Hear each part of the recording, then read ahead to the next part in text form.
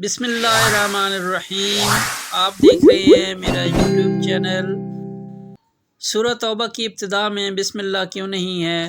اس کی توجیہ میں مختلف اقوال ہیں، جس میں مشہور یہ ہے کہ حضور اکرم صلی اللہ علیہ وآلہ وسلم کی عادت مبارکہ یہ تھی کہ جب بھی کوئی آیت نازل ہوتی تو آپ صلی اللہ علیہ وآلہ وسلم کاتبین وحی صحابہ کو بلا کر اس آیت کو جس جگہ جس صورت میں لکھنا ہوتا تھا بتلا کر اس آیت کو لکھوا لیتے تھے۔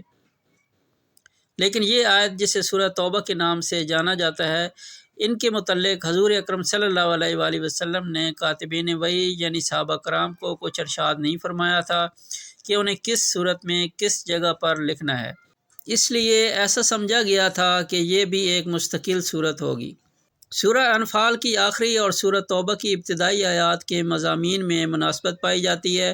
دونوں صورتوں میں مناسبت کی وجہ سے سورہ توبہ کو سورہ انفال کے بعد رکھا گیا۔ دوسری طرف جب ایک صورت کو دوسری صورت سے علیحدہ کرنا ہوتا تو بیچ میں بسم اللہ لکھوائی جاتی تھی تاکہ یہ معلوم ہو کہ دونوں صورتیں الگ الگ ہیں۔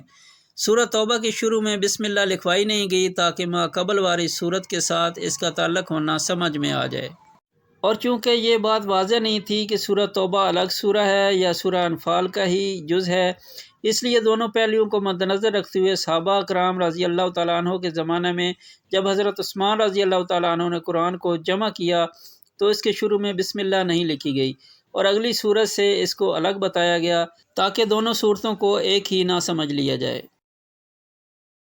ناظرین کرام توجہ فرمائیں، اس ویڈیو میں کسی قسم کی کوئی غلطی نظر آئے تو ہمیں ضرور آگاہ کیجیے، ہم آپ کے شکر گزار رہیں گے۔ شکریہ، تھینکس فار واچنگ، اللہ حافظ۔